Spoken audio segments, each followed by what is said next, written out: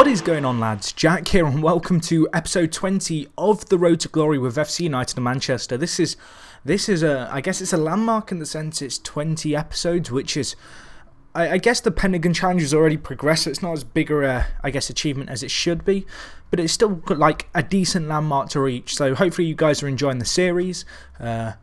Let's get straight into this game, because if you've been following the series, you'll know today is the playoff final against Canvey Island. So this is the last game of the season. This episode, we are going to be playing the match, and then I'm going to do the end of season review, kind of reflect upon what happened, what we've seen, that kind of stuff. Just kind of a real in-depth look, I suppose, at what's happening here. We have Carl North out, who's a youth player, so we're at an almost full-strength squad.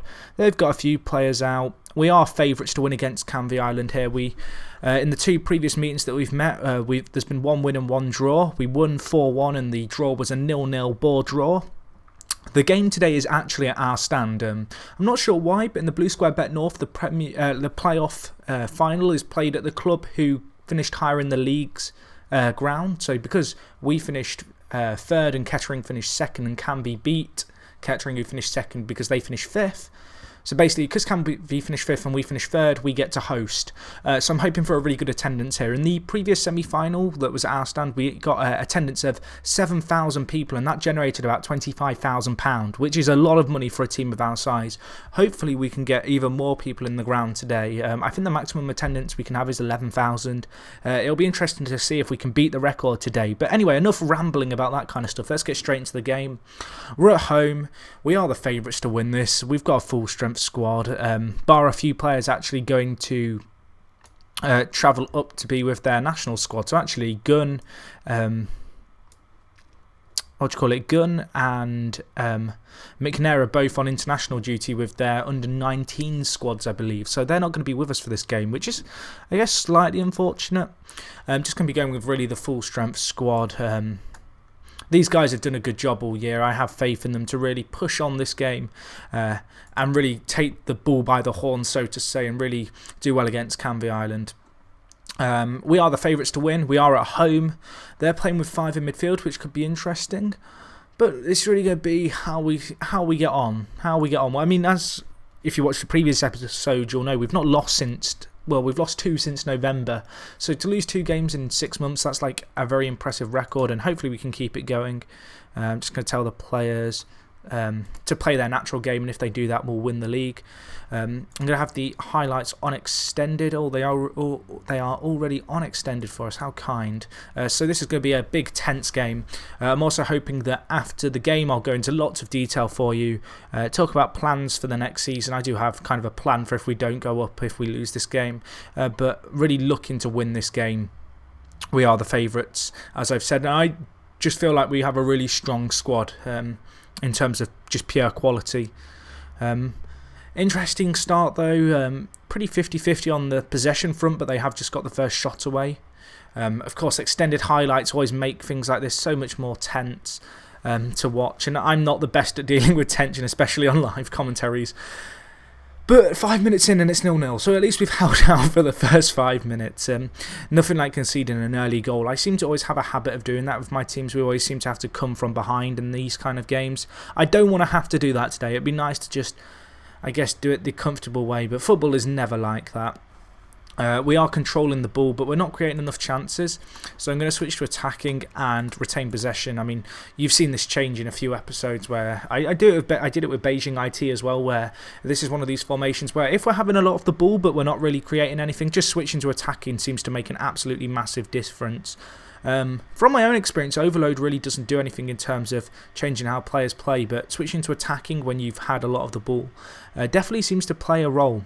But it's good to see us just getting a bit of, I guess, ball play. We do have 70% of possession after 13 minutes, which if we can maintain that, it's going to be very hard for them to score. Of course, stats only really tell half a game, but at the same time, I feel as if if we dictate the play this much, it's going to be very difficult for them to score, and it would be incredibly unlucky. Good to see us spreading the ball well. Wright has had a nice little break in the first team of late. Reed just just getting the ball wide there. But right on the left wing, you may remember him as the left winger who was here when I first came to the club. He is the club's record appearance player. Absolutely insane lad. He's got a lot of assists this year, despite not being the best left winger in the squad. He's made about 20 odd appearances, and he has done a very good job for us when he's come on. But Kirby here, right is there, right to bury it. Has that been given offside though? No, it hasn't. I couldn't see because the mouse was in the way, but that's a great result to get the goal there, especially after I've just been talking about Wright. That's kind of weird. He is a very good player, and I don't know, he's a very kind of inspirational player. I did discuss a few episodes ago about selling him. I'm probably going to keep him on next year, just see how he fares. He won't be first choice left winger, but if he gets an opportunity, I have no doubt in my mind he will play his heart out for this club. Kirby here, get the ball in. Smashed just over. But really good to see us just absolutely dominating the play. They are creating chances, Canvey, but we are, as you can see by the stats, we are all over them. Norton's been playing really well up front for us. You may remember me saying a few episodes ago about how I was trying to get him back into the first team. I think he's made 26 appearances up to this game and he scored 18 goals. He did struggle initially, but he has been averaging a goal a game of late, which is really good to see because, again, another loyal servant to the club along with Spencer in goal and Wright on the left. And it's kind of nice to just have a few players who have been at the club a long time. I guess unfortunately Norton is 33, so in that sense he's getting to that stage now where he really is going to start to decline very quickly. But in terms of, I guess, loyalty to the club and stuff, and knowing that he's going to give his heart out, I have lots of faith in him to kind of, I don't know, be a figure there who can do a job. But we've had a really good first half here, and it's good to see everyone playing well. Not actually having the best game, but we are in complete control of this game at the moment. A goal up. Even if Canvey snatched a goal back, I'd really anticipate us with the way we're dictating the play at the moment to, I guess, I don't know, I guess get another goal, really. Still controlling the ball, only 2 minutes into this half, and Norton's through. Can you bury this, my son? Unfortunately not cleared by them, and now they can maybe hit us on the break. They've got quite a lot of players in their midfield, but no, fantastic tackle. Reed, the youngster, down the right-hand side, using his pace. Can he get the ball in? He can't, but it's only half cleared, and Davies is there. Now, what was that, son? Was that a cross, a pass, or a shot? I don't think he knows. But no, this is looking really comfortable. This is the kind of performance in this kind of game when you give. I guess you always have that paranoia about conceding until you get the second goal, but we're playing really well. If we play like this, I'm confident the next season we'll be able to adapt to, I guess, playing in the Blue Square Bet Premier. State here, going to pass it into Love, into Davies to Kirby. Can you get the shot away? No, he can't. We're being a little bit wasteful here, which makes me suddenly get a little bit nervous. But I mean, they've only had 4 shots, we've had 11, and we've had 61% of the ball. So really, complete control. And this is quite nice to just have the ball like this and be quite calm, because when I was at Beijing IT I was always playing as the underdogs, whereas with this squad I feel as if this squad's got loads of strength about them, and I have faith in the players to always kind of play well. And you can see how well we're moving the ball here. We are really dictating the play. They're not able to get anywhere near us despite having 5 players in the midfield trying to crowd us out. We've been a little bit disappointed, I suppose, on the finishing here, but an 86% pass completion compared to their 73% is very, kind of, I don't know, that's a very big difference between two teams. And Norton through here, he hasn't got the pace to take him on, but if he can get the ball in, he can't. I was hoping he might cross that there. The angle was always against him. 9 minutes, lads, and then we're up. Come on. Really, I can't believe how much we've dictated the play here. It's just been all us from the off, really. How we're not winning by more, I really don't know. Every chance is just us passing the ball, dominating the play, and then not being able to find a finish. But Norton is going to just shut me up right there. Okay, 2-0, that's good stuff. So I have faith now that we're up. With 2 minutes left, that's really good news for the club. That is, we've looked all over them. We really have. the squad's been fantastic this year. We did have a really nervy start to the start of the season. I'm going to show you kind of the league progress and some results so you can really see how we went on a roller coaster this season. But there was a point where we dropped into the bottom half of the table for a game, and Reed buries it 3-0. Okay, the game's dead now, but that's really good to see us getting the goals which I kind of anticipated we should have got sooner. But as I was saying, this season's been an odd one. We really struggled to adapt initially, and then suddenly the whole midfield really gelled because we had so many new players come in. Jerome Wright getting man of the match as well from the left-hand side. The guy has been a beast this year. I didn't mean to click that one, and now everyone's angry. Oops.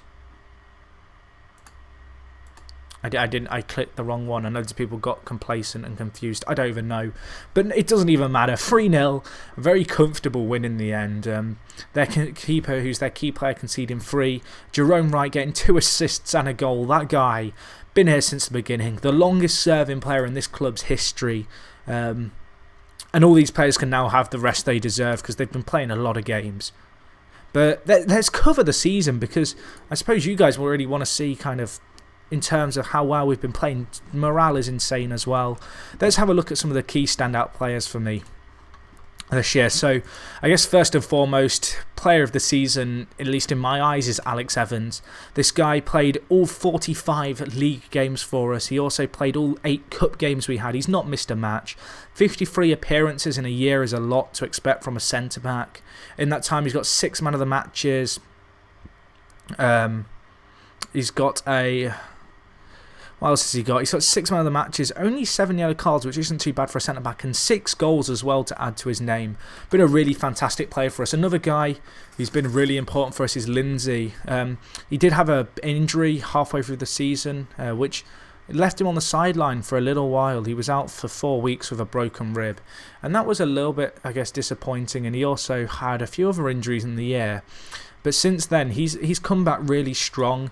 He's in total played 27 games in the league for us, 32 in total including cup matches, averaging a rating of 7.29. That's just ridiculous for a player of a left back. He was expensive at the start of the year, and he was kind of a risk, and I took some other risks with players, but this one certainly paid off. For 50k a week, 50 grand, really strong player on the left back, young as well, plenty of time to gel with the rest of the defence. I'm really happy to see him there. George King, another standout performer in terms of making so many appearances, 48 appearances, 40 in the league. So he only missed 5 league games all year, averaging a rating of 7.11 in all competitions, and already he's played 66 games for the club in a year and a half, which is another absolutely ridiculous kind of stat. Another player who's been very instrumental has been Billy Reid, the young winger. His contract's all bugged out. I need to sort this out, but for some reason he's not accepting a contract. It's kind of just permanently there. But 20 appearances, 6.9 rating, 4 goals, 3 assists for a 16-year-old with so much potential. Really excited to see him coming up. Jerome Wright as well, another important player for us this year. Probably didn't play as many games as he deserved to play in the end. He came in at the end of the season, did a job. 26 appearances in the league, 16 assists, 5 man of the matches and 3 goals. I mean, for anyone that's insane, but for this guy, the amount of football he's played at this team is ridiculous. He deserves so much credit for how well he's played. He's been here since the club was first founded. I'm one of his favourite personnel. FC United Manchester is one of his favourite clubs. As you can see, his stats aren't the craziest, but he has some pace, he has some creativity. Very good player. I can't speak highly enough of him. Who else have we got in terms of just players who have played well this year? I suppose Kirby and Mcnaughton as well have played well. Kirby came in from Tranmere. He made 44 appearances, scoring 17 goals. He was our top league goal scorer this year, averaging a rating of 7.15. And then Mike Mcnaughton, the beast that is, if this is going to be his last kind of season where he features regularly in first team football, what a way to go. This guy, 28 appearances, 13 goals, 5 man of the matches, averaging a rating of 7.24 in all competitions. The guy scored 17 goals in all competitions. Another player who's a fantastic servant to the club. State as well, making lots of appearances. The back four, really, with the exception of Lindsay, have all been playing pretty much every game that they could. A few times they've had to have breaks. Lindsay, of course, was stricken by injury. But State played 42 games this year in the league, 48 in all competitions, averaging a rating in all competitions of 7.06. So those are really the standout performers for us, I guess. In terms of central midfielders, as I said, we really did rotate them a lot this year, but Greg McDermott was the pick of the bunch in terms of, I guess, turning up and making appearances. Wasn't cheap, probably overpaid for him in the grand scheme of things, but nevertheless, 30 appearances, or 32 appearances even, average rating of just shy of 7.0. Fantastic player for the club. Just looking at the league table, if we look at the final, I guess, league to begin with, we finished third. We lost 8 games, a lot of which came at the start of the season. 54 goals for, only 30 against. Really good defensive record. Only teams to outdo us there were Kettering and Chester. So that was really impressive to see, and good to see our defence performing so well.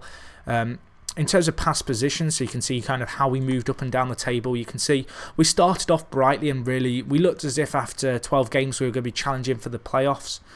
And then we dropped off, and we ended up dropping all the way to 14th. And from then, we've gone on a really solid little run of form. A few dips here and there where we've drawn games, but overall we were really consistent for most of the season. I guess especially the second half of the season, we really picked up our game.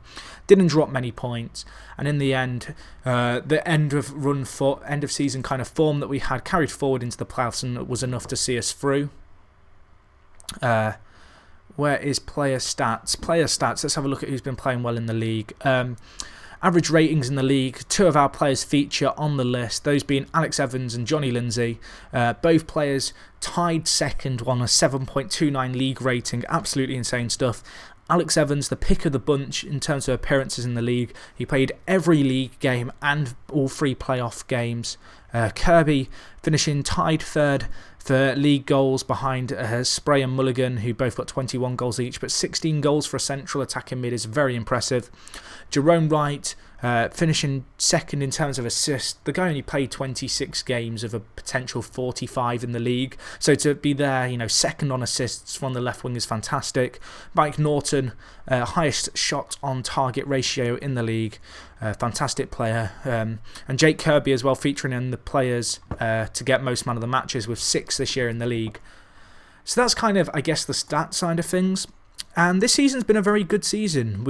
I said at the start of the season playoffs would be good. If we could go up by the playoffs, that would be kind of something to really aim for, but a realistic thing to aim for. So fantastic to see us reaching that. The team made a profit this year of 150k, which has left us with a balance of £300,000. That's going to be really good looking forward in terms of investing it. Next season, hopefully I'll get a pretty hefty transfer budget. That's one thing I've noticed about this club. Because we share gig lane with Bury and we don't pay a lot to use it, we really have, I guess, a lot of space to, I guess, get fans in and get them paying to watch the games, which has been a good way to make a lot of money. Almost 7,000 people turned up for that playoff semi-final, for the playoff final. Wasn't quite as many as the game against Telford, but nevertheless it's contributed a lot to our fantastic finances. As you can see, board status untouchable, really nice to see. You can see on income for this season, gate receipts, we got 250k in terms of gate receipts this year. Last season we only got 50k. You can see how season tickets made more money. You can really see how the finances have grown this year, and in total we turned over £1 million in terms of money coming in before expenditures, which is an insane amount for a team in this league. I really can't say how crazy that is. Hopefully we can carry that really good finances going forward, and that will give us a good solid kind of footing to really propel ourselves up the Football League. And just looking at the board confidence, as you can see, wages are okay. The wage budget's pretty small, but I've really used the most of it. Untouchable, only disappointments being the FA Trophy, and apparently the football's been less than exciting. I don't know what that means. Maybe they just want more goals. Admittedly, at the end of the season, in fact, towards the last kind of 10 or so games, we were only really winning by 1 or 2 goals. But at the end of the day, last 4 games, we did score a grand total of In fact, no. Yeah, last 4 games we scored a total of 10 goals in 4 games. So I don't think they can complain that much about the lack of exciting football. You can see in terms of the league, superb. They wanted us to attain or achieve a respectable league position, so that's good. We reached the FA Cup second round when we were expected to finish reach the 4th qualifying round. A little bit disappointed that we lost in the first round of the FA Trophy. I'm disappointed about that, but in terms of, I guess, the grand scheme of things, there's not a lot that can be complained about. As you can see, we looked really dangerous in this, I guess, the second half of the pitch, and you can see the fans were overall very happy with the results at the end. In terms of transfers in, Mcnaughton, fantastic signing. Good to see them really, I guess, appreciating the players that I got in on free transfer. As you can see, a lot of the 4 or 5 central midfielders I brought in halfway through the year, really kind of respected well by the fans as good pieces of business. Angus Gunn, the young Scottish goalkeeper, this guy has a future at the club, no doubt in my mind. Really been improving. Joyce as well has been improving. I don't know if you can remember Joyce. We got him from Spalding last season on a free. This guy could be a potential replacement for Mcnaughton next year. He had a good chance this year to go out and get some loan football. He scored 5 goals in 10 games for Fidel, so I can't complain too much. I don't want to make this episode drag on too long, but I think I've covered most of the stuff that anyone would actually want to see. Finances, as I said, were good. Hopefully going to get a parent club. That would be very useful for bringing in players. I definitely want to stick to bringing in the young player kind of philosophy. It's served us well so far. I'm not sure whereabouts I'm going to be strengthening up the squad. I think one really solid all-round forward is something that we really should look into. Defensively, I'm very happy with the defence, so I'm not worried about improving that. Maybe 1 or 2 new attacking midfielders, just add a bit more quality in the final third, and so we can bang in more goals. But overall, I'm happy. Hopefully you guys enjoyed the video. I tried to go into quite a lot of detail this episode just so you could know exactly what was going on. If you could smash the like button, 20 episodes, maybe we can go for 40 likes. That would be crazy. You know, I don't think I've ever got 40 likes, but quite a big episode. We hit a landmark as well and we got promoted. I mean, if you're going to get 40 likes on a video, let's make it this one. And other than that, guys, if you could stay tuned as always. New video coming tomorrow. And other than that, guys, I'll talk to you in a bit. It's me, Jack, and I'm out.